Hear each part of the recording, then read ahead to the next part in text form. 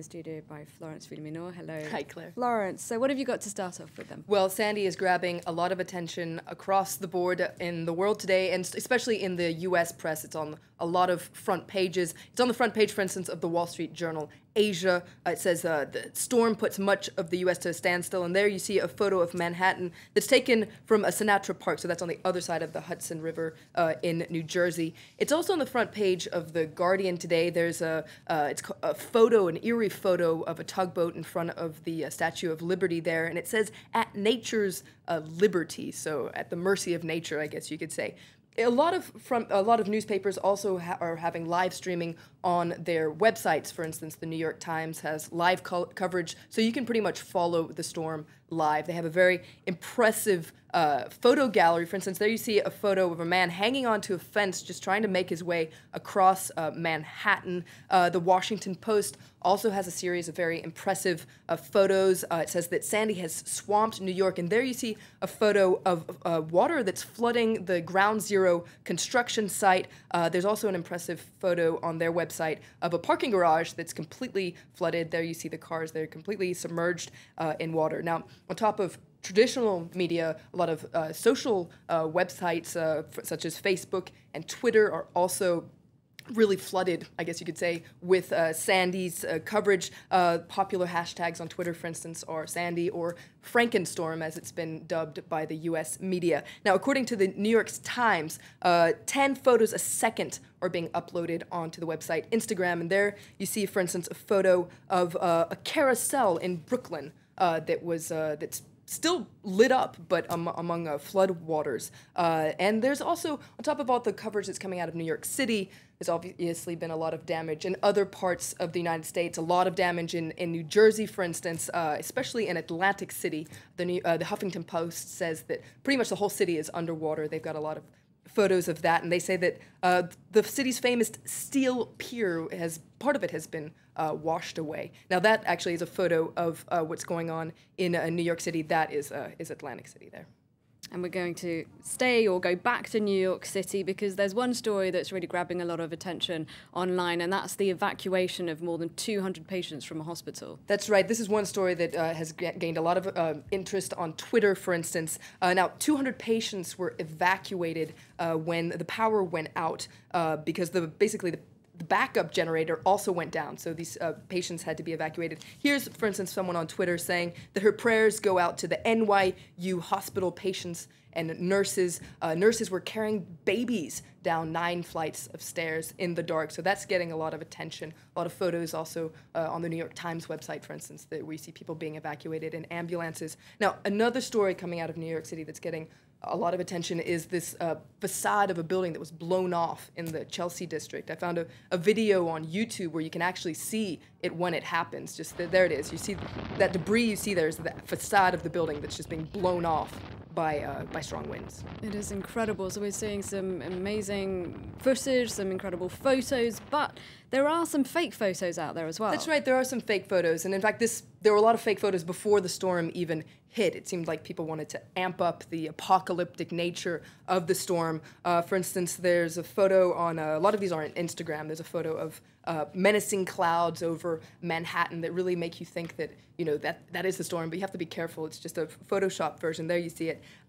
There's also a photo going around of a McDonald's that's underwater, but that's actually just a screen grab from a film in 2009. There you see it. And this one I thought was pretty silly. It's a photo of supposedly of the subway in New Jersey where you see a bunch of sharks swimming around in the water there. And there's an interesting article in Slate that points out just how hard it is to know what's going on given the storm chaos. It says that it's really hard to follow on Twitter what's going on because there will be sometimes reports that, you know, something has happened, and then reports 3 seconds later to say that didn't happen. For instance, there were reports that the New York Stock Exchange was under 3 feet of water, and then witnesses said, no, that's not the case. So according to this article in Slate, perhaps the best source right now is YouTube, because it's harder to doctor up videos.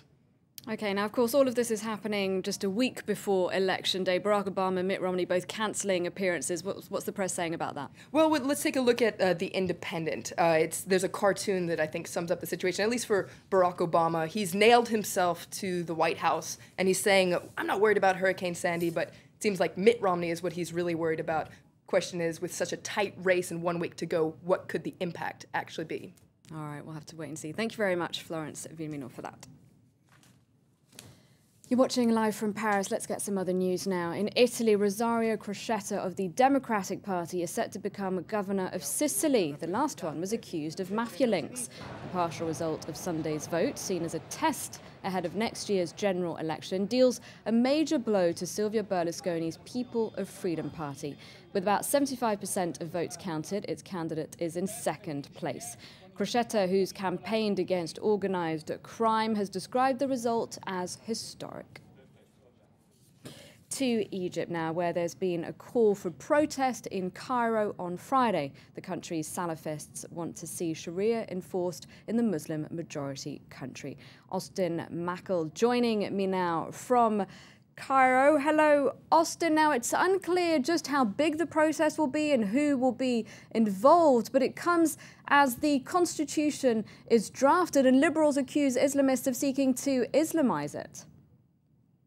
Well, absolutely. The protest was called for by a man called Mamdouh Ismail, who's a leading Salafi figure, but it's not clear how many other Salafi figures even are on board with his particular march. Also important to note that Gamma Islamiyah and the Freedom and Justice Party, the Muslim Brotherhood's party, haven't said that they will participate.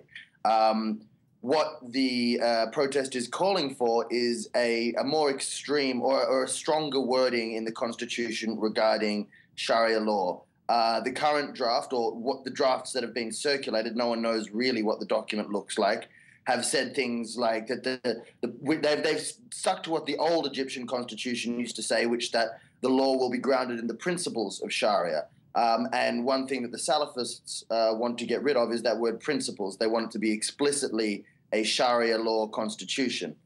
There's also an important article about the rights of women, which are supposed to be equal. And this is in the current draft, which or the drafts that have been floated so far, is that the rights of women shall be equal to men, except when that conflicts with Sharia. So this is the debate that's going on now about how strong the Islamic element of the Egyptian constitution will be. And you've seen seculars walk out even from some of the constitutional negotiations because it's too Islamic, and this is people pushing the other way. So this is part of the national debate over that. Austin Mackel reporting from Cairo. Thank you very much indeed. Hillary Clinton has urged Algeria's president to back regional action aimed at ridding northern Mali of Islamist extremists. According to a State Department official, Algeria's role in that effort would be central. After talks with Abdelaziz Bouteflika, the US Secretary of State said the two countries would continue to work together to determine the most effective approach to insecurity in Mali.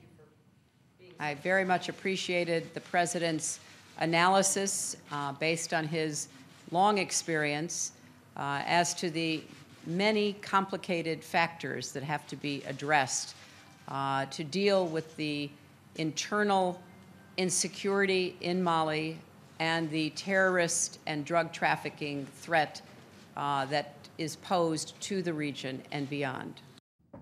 Coming up, business. The storm hitting the eastern US could be costing the economy $10 billion a day. We'll look at the likely economic impact after the break.